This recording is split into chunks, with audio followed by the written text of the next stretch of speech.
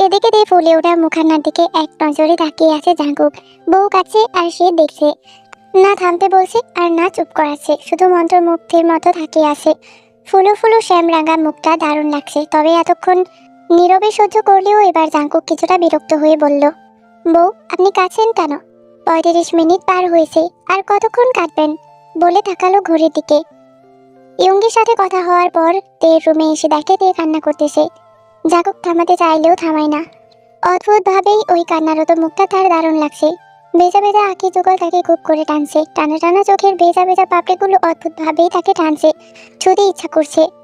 তে জাঙ্কুকের কথাই একটু গুটিয়ে বসলো, ভয়ে ভয়ে বলল, জানি না। জাঙ্কুক ছোট্ট একটা নিঃশ্বাস ছাড়লো। হুট করেই নিজের মধ্যে এত ধৈর্য দেখে নিজেই অবাক হচ্ছে। এই যে এতক্ষণ পর বউয়ের থেকে জানি না শুনলো, তবুও রেগে গেল না। এত ধৈর্য জাঙ্কুকের আদৌ কখনো ছিল বলে মনে হয় না। জাঙ্কুক আবারও গলার স্বর নরম করে বলল, কাঁদছেন কেন? কপালে বেশি পেইন হচ্ছে?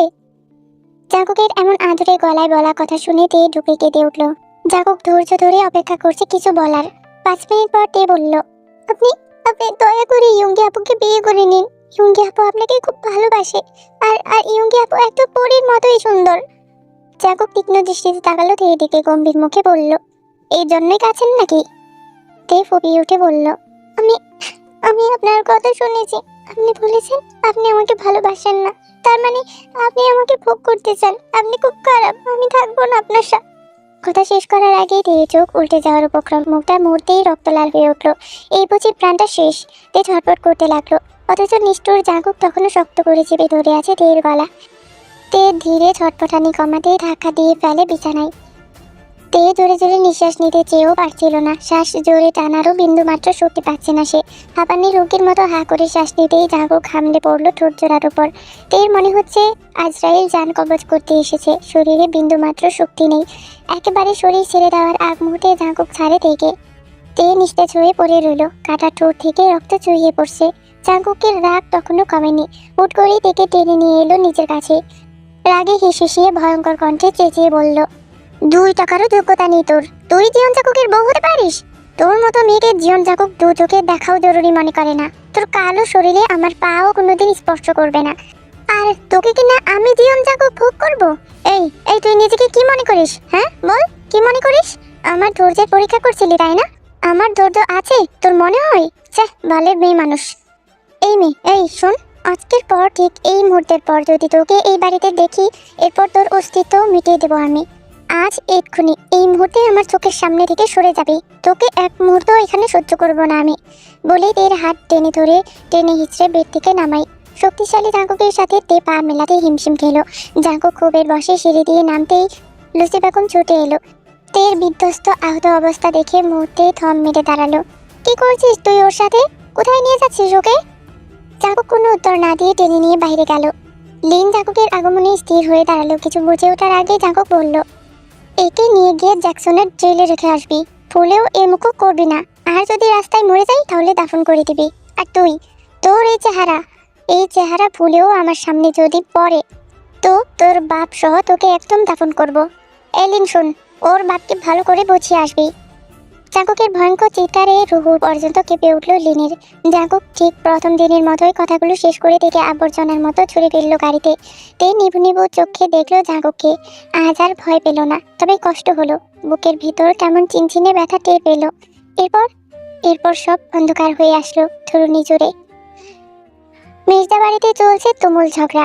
রোজ বেগম ফুঁসে ফুঁসে উঠছে। জ্যাকসন মির্জার সাথে তুমুল ঝগড়া বাঁধিয়েছে তিনি। সে কিছুতেই রেগে এই বাড়িতে থাকতে দেবে না। জ্যাকসন মির্জাও দেখে নষ্ট মেয়ে বলে আখ্যায়িত করেছে। তে এত কথা শুনেও নীরব হয়ে তার ঘরে আছে। লিন যতক্ষণ ছিল কেউ টু শব্দ পর্যন্ত করেনি, কিন্তু লিন আর গার্ড যেতেই রোজ বেগম আর জ্যাকসনের তিক্ত কথা শুরু হয়েছে। জানোই তাই বলছে তারা। এই নষ্ট মেয়েকে আমি কিন্তু আমার ঘরে রাখবো না বলে দিলাম। বড় লোকের পোলা আইসা তুইলা নিয়ে ভোগ কইরা রাখা গেছে, রাখবে না আবার? কি আছে ওই কালাকুটির মধ্যে? এমন পোলা কি দেখে ওই কালাকুটিরে রাখবো? তুমি ওকে বলো আমার বাড়ি থেকে চলে যেতে। আমার মাইয়া এখনো অবিবাহিত, এইটা মনে রাখুন লাগবো। রোজের শুদ্ধ অশুদ্ধ কথায় তিক্ত হয়ে তাকালো জ্যাকসন মির্জা, তার চেহারায় চিন্তার ছাপ। এত ঘ্যান ঘ্যান করো কেন? থামো। রোজ বেগম তেলি বেগুনে জ্বলে উঠে বলল, আমি বললে তো তোমার জ্ঞান জ্ঞান লাগবই। আজ আমি বলে দিছি, ওই মেয়ে বাড়ি থেকে না বের হলে আমি জান দিয়ে দেব। জান দিবা তো বসে আছো কেন? দিয়ে দাও, আমার নাতিটা শান্তি পাক। ইউনা বেগমের কথাই রোজ বেগম চওড়া গলায় বলল, আমি মরলে তো আপনাদের শান্তি, বলেই প্যাচ প্যাচ করে কেঁদে উঠল। ইউনা বেগম কথার তোয়াক্কা না করে এগিয়ে গেল তের রুমের দিকে। মোলায়েম কণ্ঠে বলল, তে দরজা খুল। তে, আমি তোকে এই বাড়ি থেকে নিয়ে যাব। দাদু ভাই বেরিয়ে আয়। আজ আর তোকে নিয়ে যেতে বাধা দিবে না, চলে আয়। দাদির কথা শোন তে। তে, দিদি ভাই শোন আমার কথা, আমার কথা শোন রে। আয় রে তে, এই নরক থেকে বের হয়ে আয়। অনেকবার টাকার কয়েক মিনিট পর হুট করে ঘরের দরজা খুলে বের হলো তে। তেকে দেখেই ইউনা বেগম নাতিকে জড়িয়ে ধরলো। তের এক হাতে বড় একটা ব্যাগ, চোখ মুখ একদম শক্ত কঠিন। ইউনা বেগম দেরি না করে তের হাত ধরে টেনে নিয়ে দরজার দিকে যাই। এত বড় একটা ব্যাগ দেখে রোজ বেগম চেঁচিয়ে উঠল, এই এই, তোমার মেয়ে আমার ঘর থেকে কি কি চুরি করেছে দেখো। এত বড় ব্যাগ, দেখি দেখি দেখি কি চুরি করেছিস। কথাটা বলেই রোজ বেগম ব্যাগে হাত দিতেই রে খুব শান্তভাবে বলল, এতে কিছুই নেই তোমাদের, শুধু আমার মায়ের জিনিস আছে। তের শক্ত মুখের শান্ত কথা শুনে রোজ বেগম কিছুটা অবাক হলো। তবে ইউনা বেগম যাওয়ার আগে তাচ্ছিল্য হেসে জ্যাকসন মির্জার উদ্দেশ্যে বলল, আল্লাহ ছাড় দেয়, ছেড়ে দেয় না। যার জন্য তোর মতো জানোয়ারের ছাড় ছিল, সে আজ তোর বাড়ি থেকে বিদায় হচ্ছে। ইউনা বেগম তের হাত শক্ত করে ধরে বের হয়ে আসলো। তের উপটের মতো ইউনা বেগমের সাথে পা মেলালো। ইউনা বেগম তেকে নিয়ে বের হতেই সামনে এসে দাঁড়ালো এক পুরুষ অবয়ব। তে নির্বিকার ভঙ্গিতে তাকালো মানুষটার দিকে। তুই ঠিক আছিস তে? তে কিছু বলল না, শুধু নির্বিকার ভঙ্গিতে মাথা নাড়ালো। ব্রাইড ছোট একটা নিঃশ্বাস ফেলে তের ব্যাগ নিয়ে বের হয়ে এলো। ব্রাইড তের বড় চাচার ছেলে, নিজের বোনের মতোই ভালোবাসে ব্রাইড তেকে। অনেকবার তেকে এই নরক থেকে নিয়ে যেতেও চেয়েছিল, কিন্তু পারেনি। তে তার মায়ের স্মৃতি ছেড়ে আসতে চায়নি, আর না রোজ বেগম তাকে আসতে দিয়েছে। বিনা বেতনে কাজের মেয়ে যে পেয়েছিল।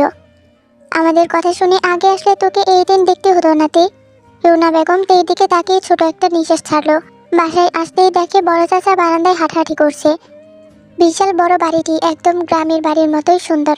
পাকা বিশাল দোতলা বাড়িটি তার দাদার, এখানেই নাকি সবার জন্ম। তবে বাড়িতে তার বড় চাচা চাচি আর দাদি ছাড়া তেমন কেউ থাকে না। ছোট চাচা শহরে থাকে, আর তার বাপ নিজের মতো করে আলিশান বাড়ি তৈরি তো করেছে। তবে সামান্য ব্যবসায়ী হয়ে এত কিছু কিভাবে সম্ভব, এটা নিয়েও অনেক কানাঘুষা শুনতে হয়। দেখে দেখে নামজন ছুটে এসে বললেন, জ্যাকসন তোর গায়ে হাত তুলেছে, কি করেছে বল? তে মৃদু গলায় বলল, কিছু করেনি, এমন একটা শয়তান হয়েছে দিন দিন। যাকে তুই ভেতরে আয়, একটু পরেই ফজরের আজান দেবে, নামাজ পড়ে রেস্ট কর। তে মাথা নাড়িয়ে চুপচাপ চলে গেল। এখানে সবার থাকার জন্য আলাদা আলাদা ঘর আছে। তে চলে গেল তের শয়নকক্ষে। আগে যিশু আর জ্যাকসন এখানে থাকতো বলতে জ্যাকসন বেশি সময় বাইরে কাটাতো। তবে তের জন্মের পর কখনো এখানে থাকা হয়নি বলতে জ্যাকসন কখনো তাদেরকে এই বাড়িতে থাকতে দেয়নি। তে ধীরে পায়ে ঢুকলো রুমের দিকে একবার নজর বুলিয়ে মেঝেতেই ধপ করে বসে পড়লো। নিজেকে আর সামলাতে না পেরে ডুকরে কেঁদে উঠলো সে। চিৎকার করে কাঁদতে গিয়েও মুখ চেপে ধরলো। কেন কেন এত কষ্ট হচ্ছে আমার? যখন আমাকে বের করে ওই ঘৃণার দৃষ্টিতে দেখলো, আমার হৃদয় ছিন্ন ভিন্ন হয়ে যাচ্ছিল। কেন? আমি কি করেছি? ওই মানুষটার থেকে দূর হতে এত শূন্যতার সৃষ্টি হলো কেন? কেন মনে হচ্ছে আমি ওই রাক্ষস মানুষটা ছাড়া দম আটকে মারা যাব? কেন দাদি কেন আমাকে ওই বাড়ি থেকে চলে যেতে বলতে চাইলো? কিসের রাগ আমার উপর? কেন সবাই ইয়ঙ্গি আপুর করা কাজে আমাকে দায়ী করছে? আমি তো নিজের কানে শুনলাম জীবন জাঙ্কুক আমাকে ভালোবাসে না ভালো। তবে আমার মতো মেয়েকে শুধু ভোগ। আর ভাবতে পারলো না তে, ডুকরে উঠলো আবার। মনে পড়লো জ্ঞান ফেরার পরের ঘটনা। জ্ঞান ফেরার পর ইয়ঙ্গির জন্য চিন্তা হচ্ছিল। তাই কোনো কিছু না ভেবে ইয়ঙ্গির রুমে যাওয়ার জন্য পা বাড়াতেই রুমে ঢুকে ন্যান্সি বেগম আর জেনি বেগম। ন্যান্সি এদিকে তেড়ে এসে বলে, তুই আজকে এই বাড়ি থেকে বের হয়ে যাবি। তোর যা যা লাগবে, যত টাকা লাগবে তুই সব পাবি। এই নে, এখানে 10 লাখ টাকা আছে, আর এই নে চেক, ইচ্ছে মতো অ্যামাউন্ট বসিয়ে নিস। বলেই তের দিকে টাকার বান্ডিল ছুঁড়ে মারে। তে হক চকিয়ে তাকালো ন্যান্সির দিকে। একবার টাকা তো আরেকবার ন্যান্সির দিকে তাকালো। আমি আমি কিছু করিনি, বিশ্বাস করুন। আমি জানতাম না ইয়ঙ্গি আপু এমন কিছু করবে।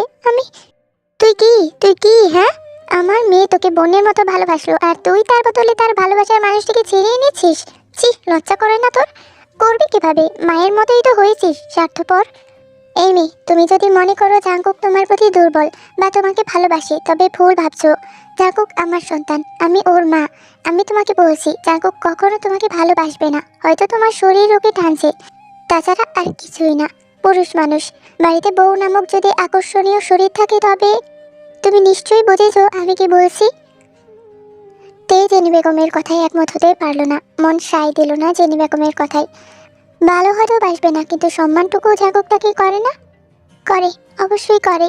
না হলে ওই বউটাকে আমার এমন অনুভূতি কেন হয় যেন ডাকতে শুধু আমার জন্যই বরাদ্দ। শোনো মেয়ে, ইয়ঙ্গির সাথে কারো তুলনা হয় না। ইয়ঙ্গি একটা হুড়পড়ি, তাছাড়া সামনে বিরিয়ানি রেখে কেউ পান্তা ভাত খেতে যায় না। আমি তোমার ভালোর জন্যই বলছি, তুমি চলে যাও, যা লাগবে যত লাগবে পাবে, শুধু জাঙ্কুকের জীবন থেকে চলে যাও। কাকে বোঝাচ্ছেন ভাবি? ওই মেয়ে মায়ের মতোই স্বার্থপর। তের চোখ ছলছল করছে আর সহ্য করতে না পেরে দৌড়ে বের হয়ে গেল রুম থেকে। উদ্দেশ্য দাদির ঘর। দাদির কাছে গেলে দাদি নিশ্চয়ই তাকে ভুল বুঝবে না, দাদি তো সব জানে।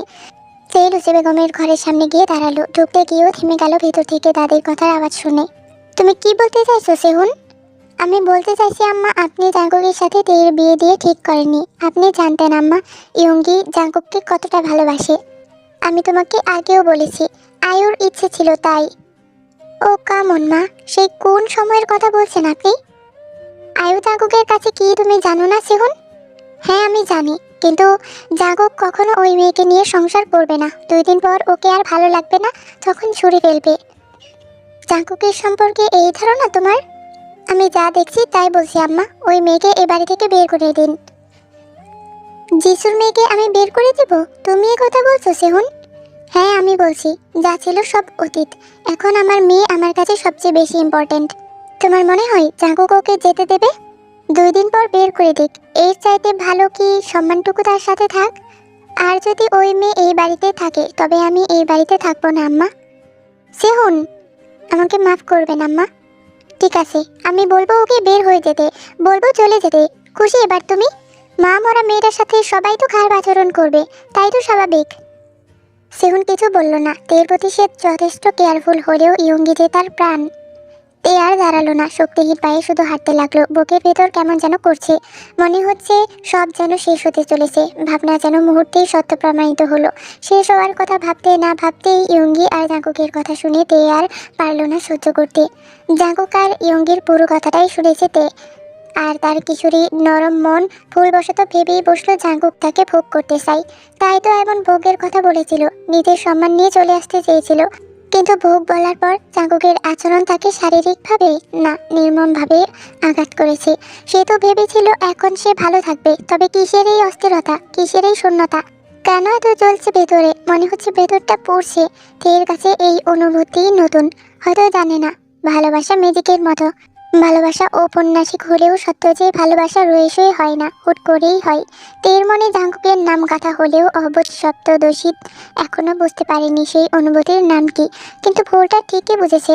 এই ভুল দুজনকে কোন দিকে নিয়ে যাবে? দূরত্ব কমবে নাকি বাড়বে? নাকি শুরু হওয়ার আগেই শেষ হয়ে যাবে সব? তো হে আমি পাখিরা, আজকের জন্য এতটুকুই থাক। গতকালকে ভিডিও দিতে পারিনি, তার জন্য অনেক অনেক সরি। আর এর আগের দিন দেইনি কারণ এর আগের দিন তোমরা কন্ডিশনও পূরণ করতে পারোনি। আর সবচেয়ে বড় কথা হলো এর আগের দিন আমি ডক্টরের কাছে গিয়েছিলাম হসপিটালে। প্রায় আমার মনে করো পুরো দিনই ওইখানে থাকতে হয়েছে। তো যাই হোক, আমারে ডাক্তারে কইছে মোবাইল যেন না টিপি। আমি কি করতাম কও? তাও তোমরা লাগিয়ে অনেক ভিডিও বানাইতেছি, আমারে ফোন চালানি একেবারে নিষেধ দিয়া দিছে, বুঝছো? যাই হোক, তাও মনে করো একটু একটু কম ভিডিও পাই তারও, বাট আমি চেষ্টা করবো যেন একমাত্র তোমাদের জন্য হলেও ভিডিও মেক করার। যাই হোক, যতটুকু পাইবা ততটুকুতেই আলহামদুলিল্লাহ পড়ো। আর চ্যানেলের রিচ অনেক খারাপ, কেন জানি না 3-4 দিন ধরে একেবারে ডাউন হয়ে গেছে গা চ্যানেল। তোমরাই পারো একমাত্র চ্যানেল ঠিক করতা, আর আমার ইচ্ছা করে না ভিডিও বানাইতে, কি কষ্ট। আর হলো পরীক্ষা, পড়া চিন্তা, মানে পড়াশোনার চিন্তা, আমার মাথা নষ্ট। যাও গা। আচ্ছা জায়গা, তাইলে কষ্ট করে হইলেও তোমরা লাগি ভিডিও বানামো, তোমরা চিন্তা করো না।